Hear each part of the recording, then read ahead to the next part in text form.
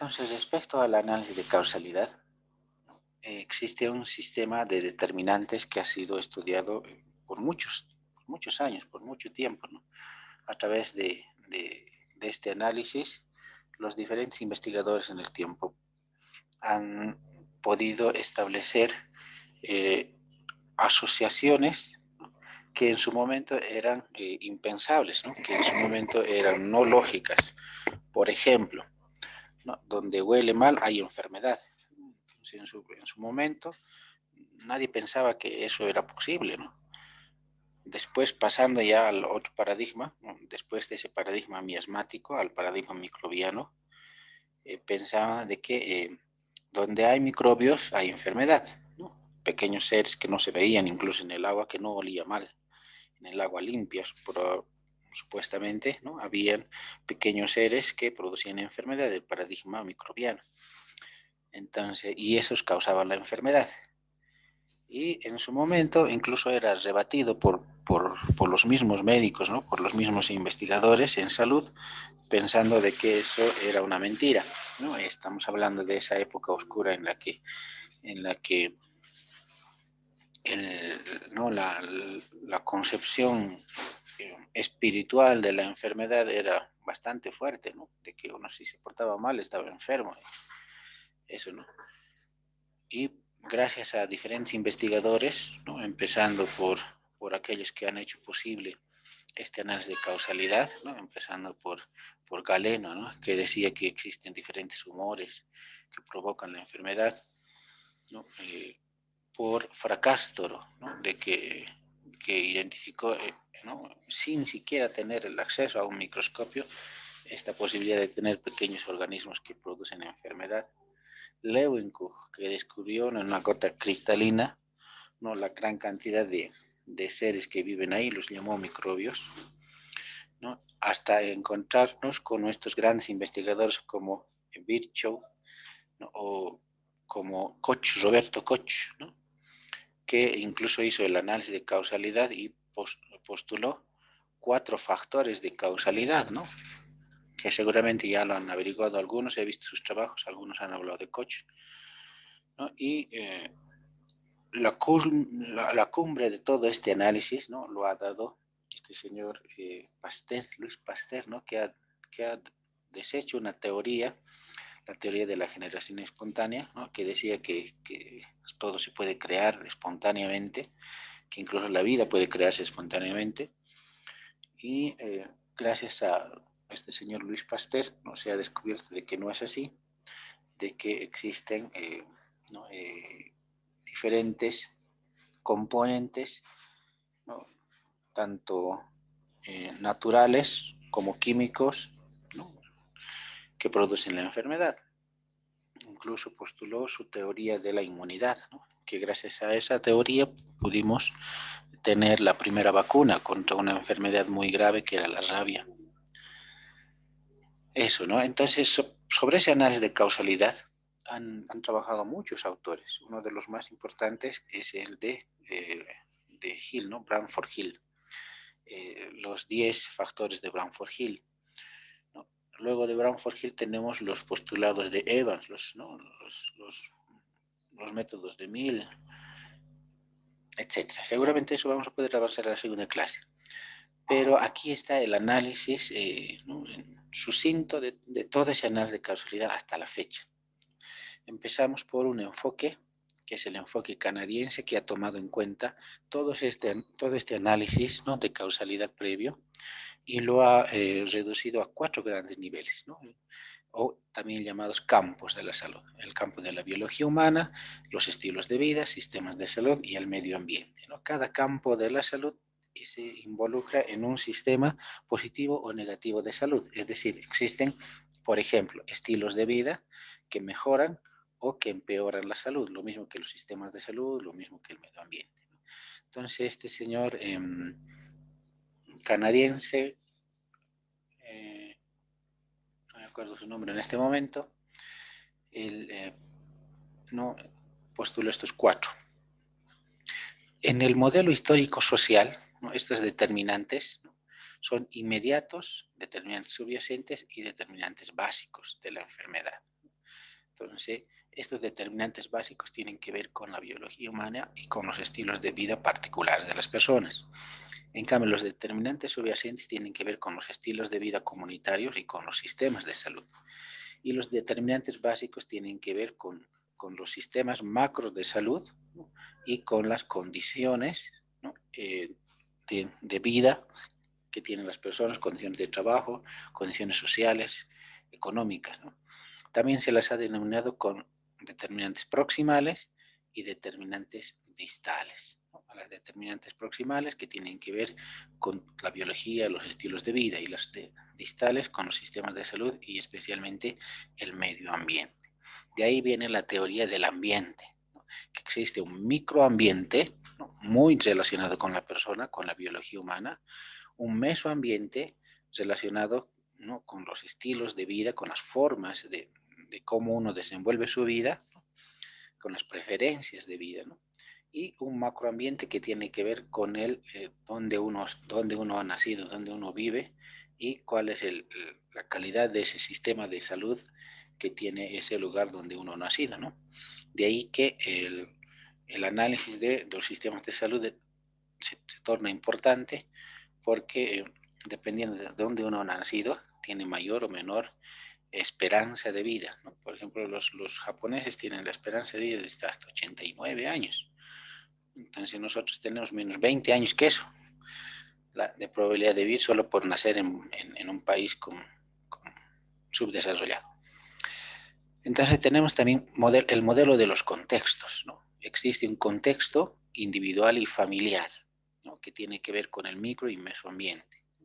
En este el modelo o contexto individual y familiar tiene que ver mucho esas reacciones que tiene uno frente a la enfermedad, ¿no? Ahí entra toda la parte espiritual, la parte cultural incluso, ¿no? De cómo responde al proceso de salud de una determinada familia. Y un contexto social y político y económico que tiene que ver ya no con la familia, sino con el Estado. Ese contexto, ¿no? Permite también el afronte a diferentes enfermedades. Pensando en el COVID, por ejemplo, ¿no? Existe un contexto individual y familiar, ¿no? Muchas familias dicen, yo no me vacuno. Otra familia dice, yo necesito ahorita la vacuna, ¿no? Otro dice, no, yo con las hierbas nomás. En cambio, a nivel estatal, ¿no? Se está promoviendo lo que conviene al Estado, ¿no? Lo que conviene al Estado, que es la salud general de la población. Pero ahí entran los problemas de logística, los problemas de falta de recursos humanos, falta de recursos económicos, ¿no? Que hacen a la final disminuir ese cronograma o ampliar ese cronograma de vacunación cuando otros países ya están cerca del 80%, ¿no? Y nosotros ni siquiera estamos llegando al 10%. Entonces, tiene que haber esos contextos, ¿no? Que a nivel político, social, económico, tienen que ver mucho con el sistema de salud, ¿no? Con el ambiente, ¿no? No es lo mismo tener un país plano donde no existe dificultad de acceso que como en nuestro país, donde, ¿no? Ir de un punto A a un punto B puede ser 4 horas, y en cambio si fuera plano sería media hora.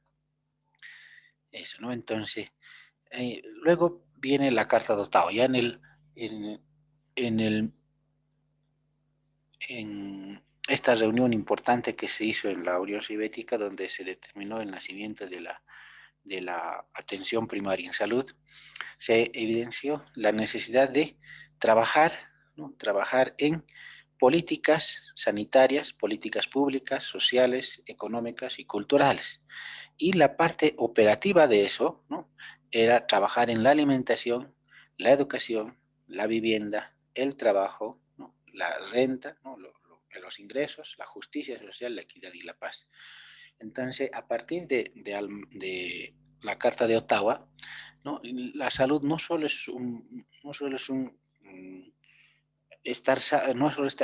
es no estar enfermo, ¿no? No es solo un completo bienestar económico, social, ¿no? Físico, sino que tiene que ver con diferentes aspectos que son parte de esa sociedad, de esa economía, de esa individualidad biológica.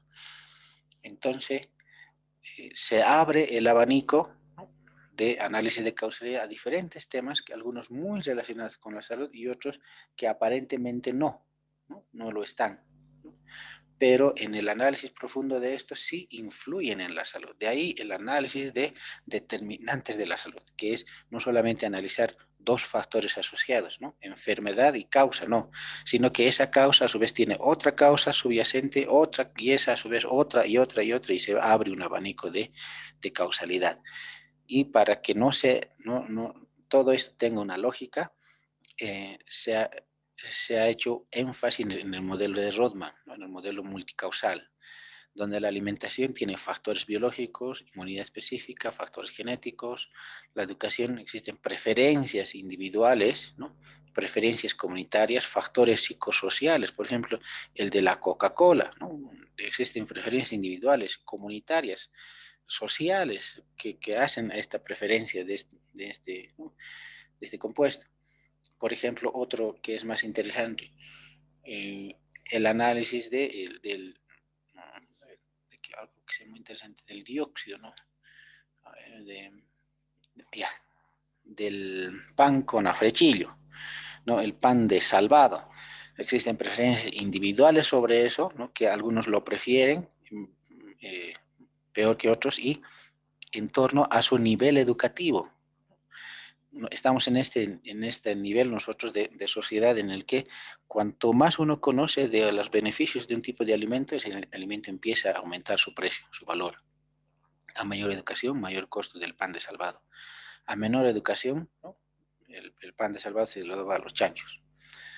Entonces, vamos valorando a partir del nivel educativo ciertas conductas alimentarias, ¿no? De ahí vienen los conductos ecológicos, ¿no? Los transgénicos, etc., ¿no? Las influencias comunitarias hacen, ¿no? De que la comunidad empiece a valorar sus propios alimentos, y los factores psicosociales que empiezan a tomar en cuenta estos alimentos y, como les dije, empiezan a aumentar su precio.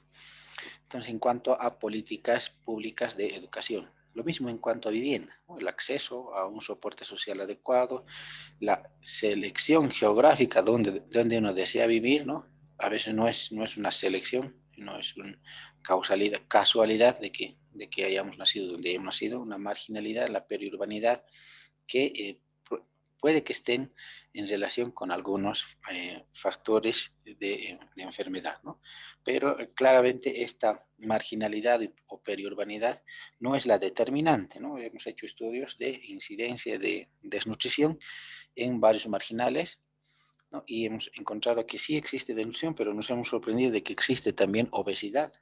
Entonces, la marginalidad, la periurbanidad con el estado nutricional tiene mucha relación, ¿no? Con un inadecuado estado nutricional. No significa que estar obeso significa sano, no, sino que tiene mucho que ver con estas políticas públicas de cómo es la salud desde un aspecto de educación, desde un aspecto de bienestar, ¿no?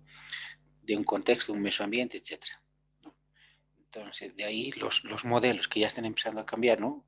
Hay el modelo de 90-60-90, eso ya no es un modelo de salud, no es un modelo de normalidad, sino es un inadecuado modelo que perjudica la salud, ¿no? En cuanto a políticas sociales, ¿no? Condiciones de trabajo, acceso a servicios básicos, acceso a la atención de salud, ¿no? Eso es lo importante. En cuanto a la renta, que pueda tener un acceso a un comercio que sea justo, y en esto hay que hablar mucho sobre eso, ¿no? Relaciones de producción, mercado laboral. Es decir, aquí en Bolivia nosotros no podemos vender, no podemos hacer, por ejemplo, encendedores. Un encendedor no puede salir de Bolivia. ¿Por qué? Porque existe una economía de escala que haría que ese encendedor costaría, con producción nacional, unos 5 bolivianos, unos 10 bolivianos, un encendedor, bueno, no, pero puede comprarlo uno por un boliviano o 2 bolivianos, ¿no? Él lo puede comprar. Entonces no tenemos un nivel de producción, ¿no? Que pueda afrontar a los desafíos internacionales. Lo mismo con las baterías de litio, por ejemplo, ¿no? Para los celulares, para los autos. Nosotros tenemos una producción incipiente, ¿no? una investigación incipiente de la tecnología de litio y nuestros costos de producción son muy elevados. En cambio, en otros países como Chile, Estados Unidos, ¿no? que ya tienen un sistema de producción ya más avanzado, ¿no? A pesar de no tener tanta materia prima del litio, ¿no? como lo tenemos nosotros, en cambio sus baterías, ¿no? o sus productos finales son mejores que el nuestro. Entonces, que esa batería ingrese a competir con una batería boliviana no es parte de un comercio justo. Entonces, es importante a nivel del macroambiente, a nivel de las políticas macroeconómicas, tener mercados no de producción, no de protección, sino sí de producción, ¿no? Producción final, pero debe ser bajo una protección estatal, ¿no? Para poder competir igualitariamente, equitativamente, no en todos los campos, sino en aquellos campos que sí podamos competir. En cambio, no hay otros campos que no podemos competir y ahí es el gran problema de los países subdesarrollados. En cuanto a la justicia social, en cuanto a la equidad y en cuanto a la paz, ¿no? La religión, la seguridad social es parte de sentirse uno sano, ¿no? Hemos visto mucho en esta época de pandemia, ¿no? Que la religión, la seguridad social se han tornado muy importantes para la familia, ¿no? Tomando en cuenta de que puede pasar algo en la familia y nadie está exento de que pase cualquier momento. Entonces es necesario estar a cuentas con el Señor, ¿no? Lamentablemente así se mueven las personas, así se mueven las comunidades, ¿no? Finalmente, para la Organización Mundial de la Salud, ¿no? existe una comisión que la han denominado Comisión de Determinantes Sociales de la Salud, que toma en cuenta determinantes intermedios, determinantes estructurales, así lo llaman, intermedios y estructurales, ¿no? Los intermedios tienen que ver con la estratificación social y los estructurales con la exposición a la vulnerabilidad, que es diferenciada para diferentes grupos de personas, ¿no? que incluso tienen un mismo nivel social económico. Entonces, esas determinantes estructurales tienen que ver con toda una gama de determinantes básicos, ¿no? Determinantes del macroambiente que son muy difíciles de modificar, tardan mucho en modificarse. En cambio, los determinantes intermedios que tienen que ver con la estratificación social, no son tan difíciles de cambiar, ¿no? En el sentido económico, operativo, logístico, pero sí en el sentido individual son los más difíciles, ¿no? Lávese la mano, use barbijo, distanciamiento social, ¿no? Qué difíciles cuestiones tan sencillas, ¿no? que favorecen la salud poder ser implementadas por la población. Entonces, esta comisión de determinantes concluye que existe un soporte biológico para poder aplicar todas estas determinantes y un soporte social, ¿no? de cohesión y capital social que hace posible el resto. Entonces, en cuanto a esta comisión de determinantes, ha seguido trabajando desde el 91, ¿no? y a la fecha, ¿no? nos han dado esta posibilidad de análisis general, ¿no? hasta el 91. Y este resumen general lo hice el año pasado, ¿no? para poder explicar todo el sistema de causalidad. Entonces, hasta ahí.